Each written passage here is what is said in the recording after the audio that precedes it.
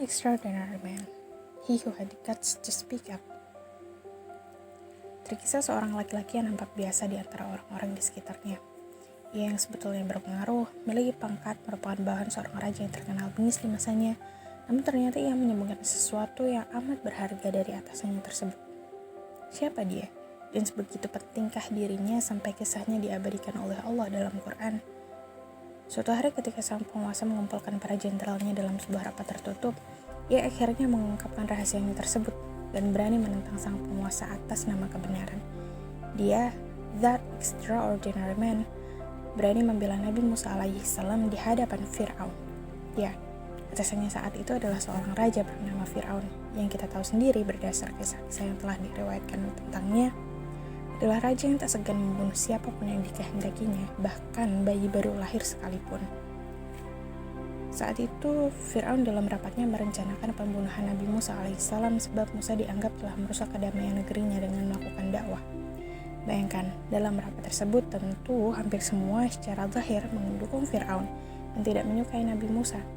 Siapapun yang berbeda pendapat terlebih sampai membela Nabi Musa bisa saja langsung dieksekusi mati di tempat tersebut. Tetapi karena keimanannya, laki-laki itu berani membela Nabi Musa dan akhirnya mengungkapkan keimanannya yang telah ia sembunyikan sekian lama. Bersebab keberaniannya menyuarakan kebenaran itulah Allah mengabadikan kisahnya dalam Quran surah Ghafir. Dan seseorang yang beriman di antara keluarga Fir'aun yang menyembunyikan imannya berkata, "Apakah kamu akan membunuh seseorang karena dia berkata, Tuhanku adalah Allah? Padahal sungguh dia telah datang kepadamu dengan membawa bukti-bukti yang nyata dari Tuhanmu. Dan jika dia seorang pendusta, maka dialah yang akan menanggung dosa atau dustanya itu. Dan jika dia seseorang yang benar, niscaya sebagian bencana yang diancamkannya kepadamu akan menimpamu. Sesungguhnya Allah tidak memberi petunjuk pada orang yang melampaui batas dan pendusta."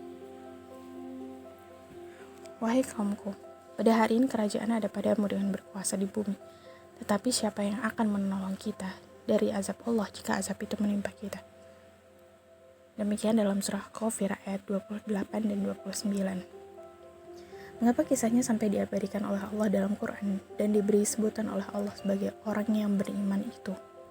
Sebab belum tentu semua orang berani melakukan hal yang demikian. Belum tentu semua orang berani menyuarakan kebenaran yang bertentangan dengan sang pemimpin.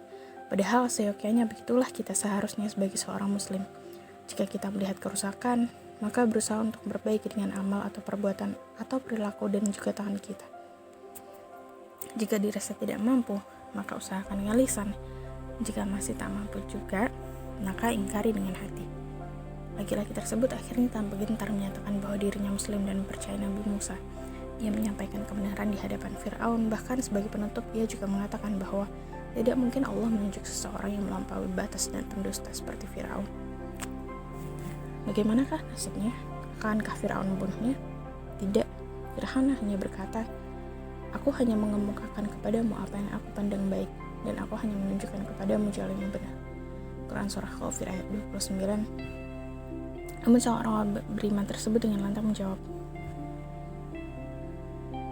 "Wahai kaumku, sesungguhnya aku khawatir kamu akan ditimpa bencana seperti hari kehancuran golongan yang bersekutu, yakni seperti kebiasaan kaum Nuh, Aid, Samud, dan orang-orang yang datang setelah mereka.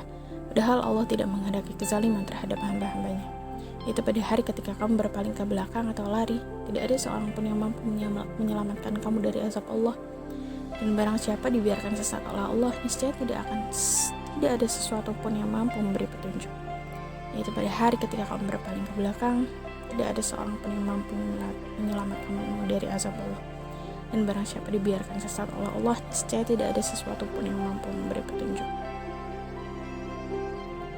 Quran surah Ghafir ayat 30-33.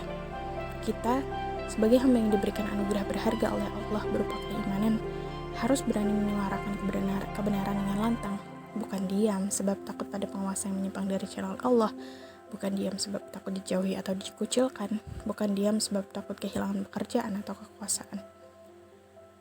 Sesungguhnya kami akan menolong rasul-rasul kami dan orang-orang yang beriman dalam kehidupan dunia dan pada hari tampilnya para saksi di hari kiamat kelak, yaitu hari ketika permintaan maaf tidak berguna bagi orang-orang zalim dan mereka mendapat laknat dan tempat tinggal yang buruk. Dan sungguh kami telah memberi petunjuk kepada Musa dan mewariskan kitab Taurat kepada Bani Israel untuk menjadi petunjuk dan peringatan bagi orang-orang yang berpikiran sehat. Quran Surah Ghafir ayat 51-54. Maka bersabarlah kamu, sesungguhnya janji Allah itu benar, dan mohonlah ampun untuk dosamu, dan bertasbihlah seraya memuji Tuhanmu pada waktu pagi dan petang. Quran Surah Ghafir ayat 55. Semoga Allah selalu memampukan dan memudahkan kita hamba-hambanya untuk senantiasa berani menyuarakan kebenaran dan istiqomah di jalannya. Amin. Usikum wa nafsi bitaqwallah. Catatan ini adalah resum dari video kajian Ustadz Maman Alihan yang sudah diterjemahkan oleh anak Indonesia dengan judul Berani Mengatakan Kebenaran. Semoga bermanfaat. Sampai bertemu di video selanjutnya. Assalamualaikum warahmatullahi wabarakatuh.